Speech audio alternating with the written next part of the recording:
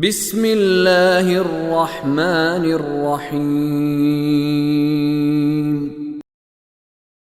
يا أيها النبي إذا طلقتم النساء فطلقوهن لعدتهن وأحصوا العدة واتقوا الله ربكم لا تخرجوهن من بيوتهن ولا يخرجن إلا أن يأتين بفاحشة مبينة وتلك حدود الله ومن يتعد حدود الله فقد ظلم نفسه لا تدری لعل اللہ یحدث بعد ذلك امرا۔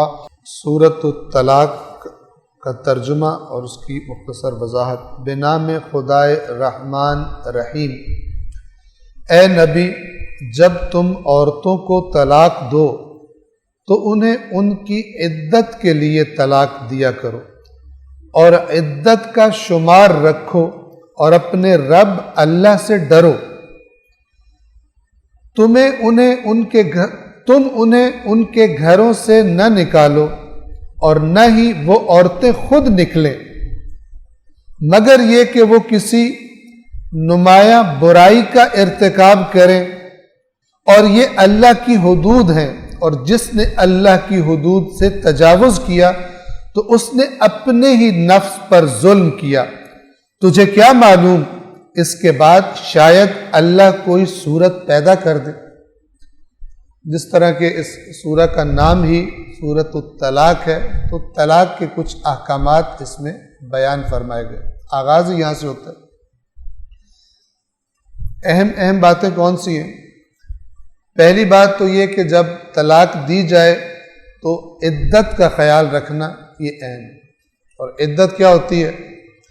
سورۃ البقرہ میں دوسرے جز میں یہ گزر چکا کہ جب عورت کو طلاق دی جاتی ہے تو اس کی طلاق کی عدت یہ ہوتی ہے کہ وہ 3 دفعہ حیض اس کو آئے اور پاک ہو۔ جب تیسری دفعہ وہ حیض سے پاک ہوتی ہے تو عدت ختم ہو جاتی ہے۔ یہ جس کو اس کا شوہر طلاق دے دے اس کی عدت ہے۔ جس کا شوہر فوت ہو جائے وہ بھی اسی سورہ بقرہ میں بیان کیا، اس کی عدت 4 مہینے اور 10 دن۔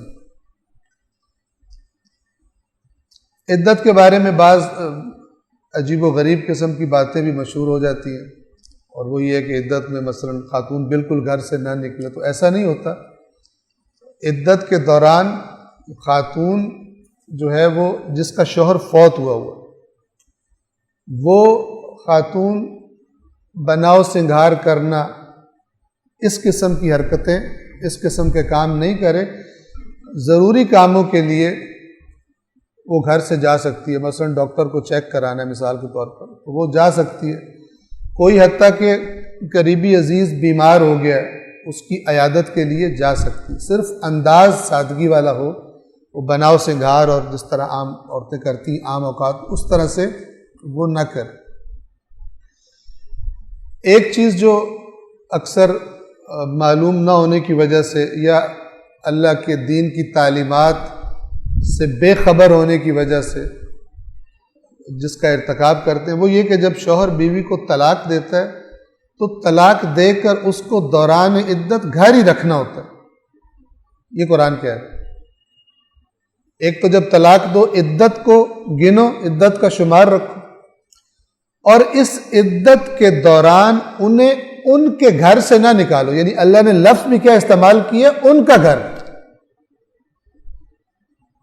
یہ نہیں کہا کہ جب عورتوں کو طلاق دو تو اپنے گھر سے ان کو نہ نکالو، ان کو ان کے گھروں سے نہ نکالو، یعنی ابھی تک یہ ایک پروسیس کا آغاز ہوا ہے، اور اس دوران میں ابھی وہ تمہاری ایک بیوی کا ہی حکم ہے، وہ اسی گھر میں رکھی جائے گی، نہ تم نکالو نہ وہ خود نکلے۔ اور اس نکلنے سے مراد چھوڑ کے چلے جانا گھر، ضروری کام کے لیے نکلنا نہیں ہے۔ نہ تم نکالو ان کو نہ وہ نکلیں گھر چھوڑ کر، مگر یہ کہ ایک صورت ہے کہ جس میں تم انہیں گھروں سے نکالو، وہ یہ کہ کوئی خدا نخواستہ بدکاری کر الا ان یاتین بفاحشۃ مبینہ، مگر یہ کہ کوئی آشکار فاحشہ انجام دے دے، اور یہ الفاظ ہیں بدکاری کے لیے، تو پھر نکالا جا سکتا، چلی جاؤ، طلاق دے دو۔ اور یہ بات کتنی امپورٹنٹ ہے، اللہ فرما رہا ہے وَتِلْكَ حُدُودُ اللَّهِ، یہ اللہ کی حدود ہے۔ ہمارے یہاں طلاق نکل جاؤ میرے گھر سے، ٹھیک، یہ نہیں ہے، دوران عدت وہی رہے گی۔ کیوں؟ اس لیے کہ خداوند عالم کو یہ جدائی ناپسند ہے، اور یہ جو عورت عدت گزار رہی ہے اپنے شوہر کے گھر میں، اپنے گھر میں، اس کو میک اپ کرنا بھی منع نہیں ہے۔ کیوں؟ اس لیے کہ تاکہ اکٹھے رہیں، اور ہو سکتا ہے شوہر کو دوبارہ رغبت پیدا ہو جائے آپس میں ان کی، بالآخر کوئی اصلاح کا دوبارہ ساتھ رہنے کا سبب بن جائے۔ جو گھر سے ہی نکال دے وہ تو پھر ہمارے یہاں تو ایک جنگ کا آغاز ہو جاتا ہے دونوں خاندانوں میں۔ اللہ نے جہاں بھی طلاق کا تذکرہ کیا فرمایا جب عدت ختم ہو جائے تو پھر تمہارے پاس دو راستے ہیں، یعنی اس کے اینڈ پر دو راستے ہیں، یا تو اچھے طریقے سے رکھ لو اور یا احسان سے جدا ہو جاؤ، یعنی جدائی ایسی ہو جو احسان کہلوائے۔ احسان یعنی اچھا طریقہ، خوبصورت طریقے سے۔ ہمارے یہاں تو عجیب و غریب ہے، کلچر بن گیا ہو۔ تو یہ طلاق کے مسائل ان مسائل میں سے ہیں کہ جس میں اکثریت اللہ کے احکام پر عمل نہیں کرتی، صرف اپنی اکڑ اور اپنے غصے اور اپنے جذبات پر عمل کرتے، اللہ کی حدود کو کراس کرتے۔ اللہ فرماتا ہے جو اللہ کی حدود کو کراس کرتا ہے پھر اللہ اس کی پکڑ کرے گا۔ اسی طرح آپ کو یاد ہوگا جو لوگ پہلے آتے تھے، ماہ رمضان میں دوسرا جز گزرا تھا، وہاں فرمایا کہ جب طلاق دے دیے، اب تنگ کرنے کے لیے، اگر تم نے جدائی کا فیصلہ کر لی، اب تنگ کرنے کے لیے نہ روکو۔ بہت سارے مرد جو ہیں ان کی مردانگی جو قرآن کے لفظوں میں وہ نامردی ہے اور بے شرمی ہے۔ کیا کرتے ہیں کہ ساری عمر تجھے ذلیل و خوار کروں گا، طلاق نہیں دوں گا، تجھے نکال دیا بیوی کو گھر سے، وہ ماں باپ کے گھر میں رہ رہی ہے۔ یہ غیرت مند صاحب جو ہیں، یا حق مہر اس کا کھانے کے لیے، یا پہلے جو کہہ دیا تھا کہ میں یہ کام کروں گا، اس کو غلط طریقے سے ہڑپ کرنے کے لیے اب کہتا ہے کہ یہ چھوڑ مجھے تو طلاق دوں گا۔ وہ نہیں چاہتی طلاق دی جائے، یہ رکھنا نہیں چاہتا، اس کو کہیں اور شادی کرنا چاہتا ہے، کوئی مسئلہ۔ تو اللہ کہتا ہے کہ پھر جب تم نے اس کو ساتھ نہ رکھنے کا فیصلہ کر لیا تو پھر اچھے طریقے سے اس کو الگ کرو، لٹکا کے نہیں رکھو۔ خدا نہ خواستہ کوئی عورت اس کیفیت میں کوئی گناہ کر بیٹھتی، اس کے لیے بھی وہ گناہ ہے، لیکن یہ جس نے اس کو باندھ کے رکھا ہوا اپنے نکاح والے، اس میں وہ خود اس گناہ میں شریک ہے۔ کتنے ہی لوگ یہ مسائل لے کے آتے ہیں، خاص طور پہ خواتین، کہ جی شوہر ہے وہ رکھتا بھی نہیں ہے، طلاق بھی نہیں دیتا، ماں باپ بیچاری کے پریشان ہوتے ہیں، عمر اس کی جو شادی کی عمر ہے وہ گزر رہی ہے، کیوں طلاق نہیں دے رہا؟ جی اس نے حق مہر لکھا تھا، کہتا ہے حق مہر چھوڑو تب چھوڑوں۔ حق مہر عورت پر دینا فرض ہو جاتا ہے، جیسے میاں بیوی بنتے ہیں وہ اس حق مہر کی وہ عورت مالک بن جاتی ہے۔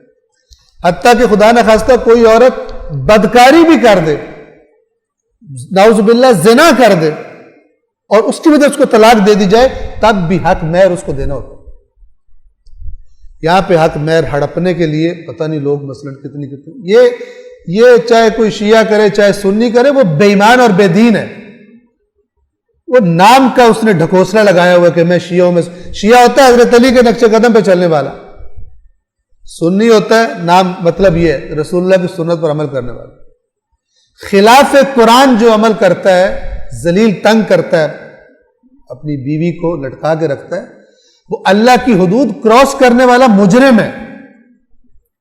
پھر وہ کہے کہ میں ایک آنسو بہا لوں تو میری بخشش ہو جائے گی، یہ اس قسم کے ڈھکوسلے اللہ کے ہاں نہیں چلتے۔ کچھ لوگوں نے میدان مقرر کیے ہوئے ہیں کہ اس میدان میں نے اپنی مرضی کرنی ہے اور اس کو بخشوانے کے لیے میں نے یہ والا میدان رکھا ہوا. یہ فراڈ ہے.